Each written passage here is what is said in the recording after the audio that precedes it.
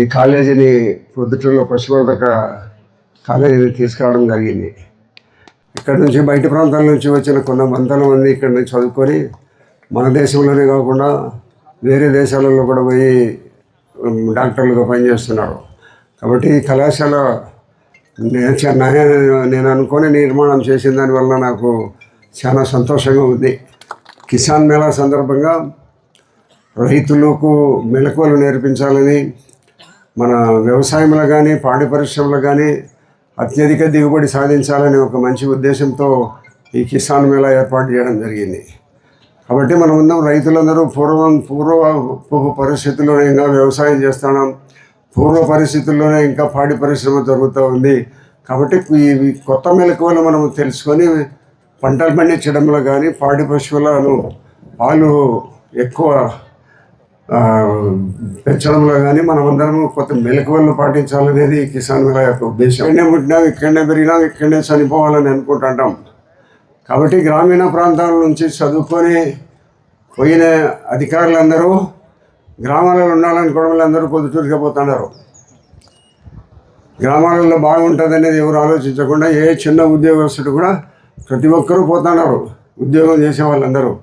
కాబట్టి వ్యవసాయం అనేది గిట్టుబాటుగా లేని కారణంగా మన ప్రాంతంలో జరిగేది ఏమైందంటే వ్యవసాయంలో వచ్చే ఆదాయంతో మన సంసారం జరగడం కష్టం. కానీ ప్రతి ఇంట్లో 3-4 పశువులను పెట్టుకొని పాలు డైరీకి పోసుకొని జీవనం సాగిస్తున్నారు.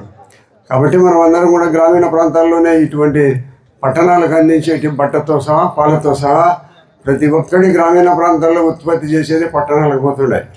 కాబట్టి శ్రమ అంతా రైతులు ఎక్కువగా ఉంది, రైతుల శ్రమ ఎక్కువగా ఉందని ఏదో ఇప్పుడు ప్రభుత్వం కూడా అంత పెద్ద అగ్రికల్చర్ మీద ఈ పశుపోషణ మీద అంత కావాల్సినంత నిధులు ఖర్చు పెట్టి కొత్త రకాలైన ఆధునికమైన పరిస్థితుల్లో అగ్రికల్చర్ తీసుకురావడం కానీ పశువులను ఈ పాల ఉత్పత్తి పెంచడంలో కానీ కావాల్సినంత చేయలేదని నా పర్సనల్ అభిప్రాయం.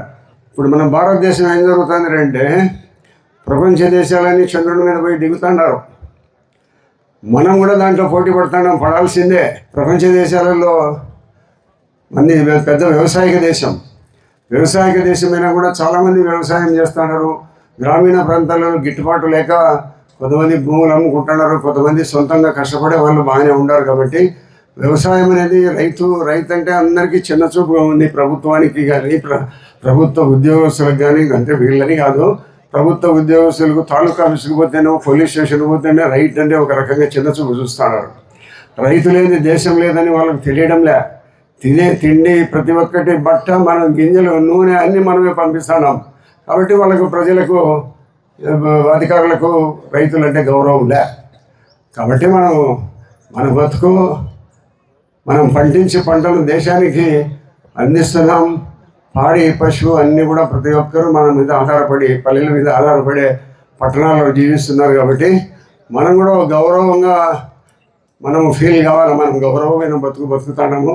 మన ప్రాంతం నుంచి మన ఊరు నుంచి పోయిన దాంట్తోనే వాళ్ళందరూ పట్టణంలో వాళ్ళు ఉంటున్నారు అనేది మనం కూడా గర్వంగా ఉంటూ మనం ఇట్లా మెలకువలు కిసాన్ మేళా ద్వారా మనం కొత్త మెలకువలు వ్యవసాయంలో కానీ మన పాడి పరిశ్రమలు కానీ నేర్చుకొని మరి ఇవన్నీ కూడా మనం ఉపయోగించుకునే దానివల్ల మనము కొంత ఆర్థిక పరిస్థితిగా మనం పల్లెల్లో ఎదగగలిగేదానికి అవకాశం ఉంటుంది.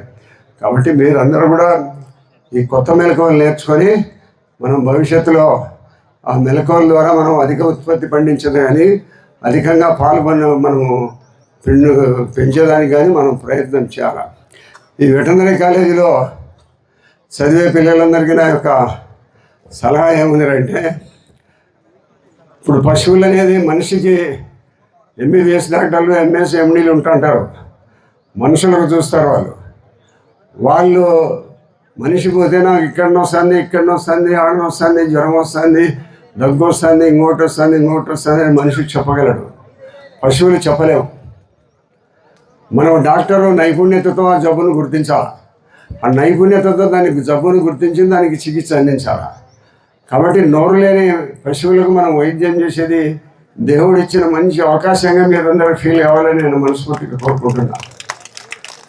కాబట్టి మనం అందరం మాట్లాడే వాళ్ళకు చెప్పే వాళ్ళకి మనం చికిత్సలు చేస్తూ ఉంటే మాట్లాడని పశువులు మూగంగా అమాయకంగా ఉండే వాటిని చూసి వాటి యొక్క జబ్బును గుర్తించి జబ్బును నివారణ చేయమనేది చాలా గొప్ప విషయం.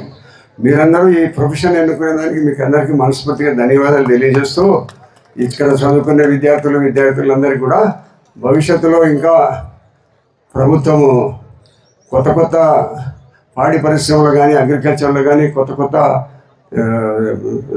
తీసుకురాబోతా ఉంది.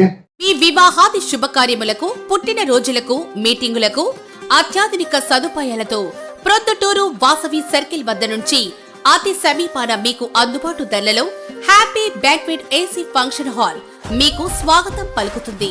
మా ఫంక్షన్ హాల్ నందు వంట సామాగ్రి మరియు విశాలమైన కార్ పార్కింగ్, అతి తక్కువ మెయింటెనెన్స్ ఖర్చుతో ఏ ఫంక్షన్ అయినా మా happy banquet AC function hall నందు జరుపుకొని ఆనందాన్ని పొందండి. బుకింగ్ కొరకు సంప్రదించండి. మా సెల్ నంబర్ 9100600238 7799 000211.